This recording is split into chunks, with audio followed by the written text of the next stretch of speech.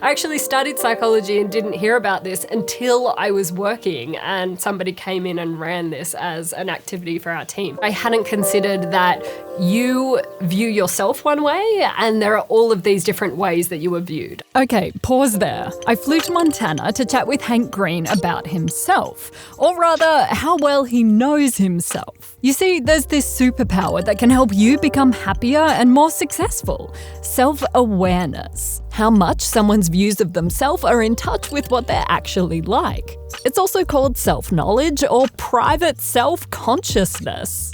You might roll your eyes and think that I'm a shill for Headspace, and the reason why I haven't posted videos over the summer is because I've been lying on my balcony drunk on mindfulness. Now, I want you to take a deep breath, take a step back from your skepticism, and consider that people who have greater self-awareness of their feelings and motivations have been found to have better psychological well-being. It's also been linked to better interpersonal relationships and is an important predictor of successful leadership. So, how can we develop a better understanding of ourselves? Well, I'm glad you asked, because there are a few ways that you can deepen self-awareness. And to test one of them, I had this bright idea to fly to Montana, sit down with Hank Green, and magically deepen his self-awareness. Hello. Hi, Hank. How you doing? Good. We're going to have a look at a technique that you can use to improve your self-awareness just with a pen and paper. Oh, gosh. It's like Art Attack meets psychology. And this technique is called the Johari window. Or Johari window. Who's the person? Depending on how you pronounce it. Actually, it's a portmanteau, I suppose you could say, of two people's names. Okay. So there were two psychologists, Joe and Harry. His last names are forgotten to history. Because they are now just known for the Johari window. Although a quick search does reveal their surnames are Luft and Ingham. Anyway, the Johari window is used to think about the known and unknown parts of the self. Basically, you have to consider how you see yourself and how others see you. Let's start off with a pen and piece of paper. Draw what looks like a window with 4 panes. These represent different areas of you.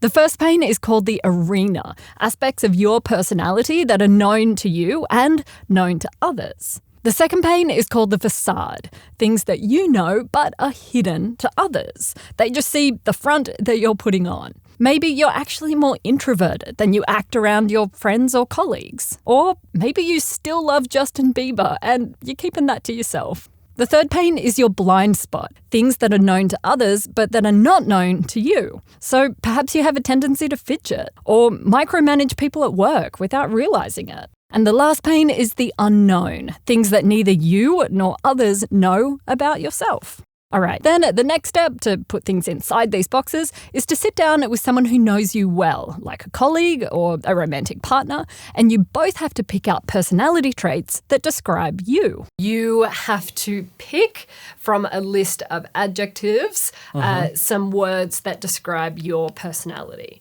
Then Okay. I'm also going to pick words that describe your personality, and then we will kind of map them out across here depending on which ones are the same and which ones are different. I'm getting like free self-discovery here.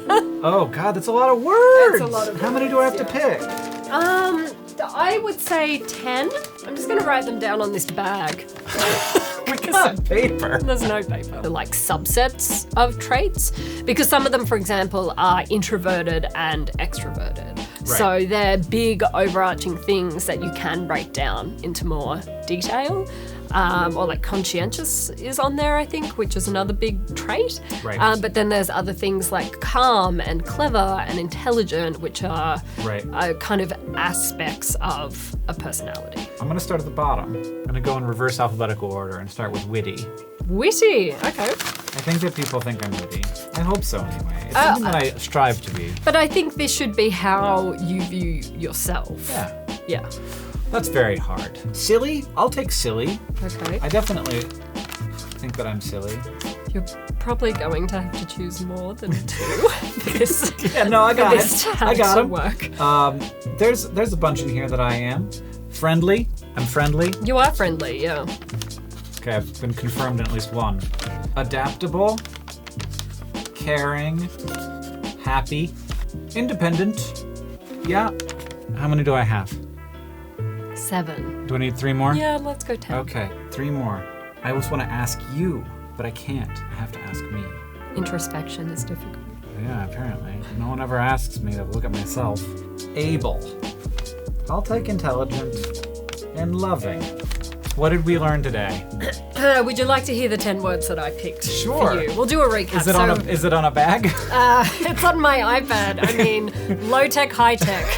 Nothing in between. We have paper. I said that you're calm. I feel calm, but I feel like no one would ever say that about me. Really? I feel like you're very calm. Have you seen me on camera? Clever? Well, clever and witty are similar. I was just seeing if we had any overlap. Introverted. Oh. Trustworthy. Sensible. Modest. Logical. But then, Hank and I had almost no overlapping words. I picked introverted twice. You're bad at the game. Dependable and witty. Okay. Yeah. So we have one overlap. Yeah. And I started freaking out that I'd flown to Montana for a journey of self-discovery that was falling apart right in front of me. When you play games, they don't always go according to plan. Oh, were we hoping for more things? Yeah, we were hoping for more overlap. You think I'm introverted? Like, I'm not saying I'm not introverted. I just wouldn't, I think that you wouldn't put it on like the list of things. Yeah, it's true. I see you as someone who enjoys quiet time. Mm-hmm. So here's my attempt to use science to explain and perhaps rescue this situation. Psychologists say it's completely normal to act a little bit different at work than you do at home, which I'm sure a lot of us can relate to. Hank's facade includes words like silly, caring, and loving, which perhaps describes aspects of his personality that come out more around friends and family, but less in the workplace. We did both use words related to intelligence, so that's in Hank's arena. And clearly, we didn't agree on everything. You think I'm introverted?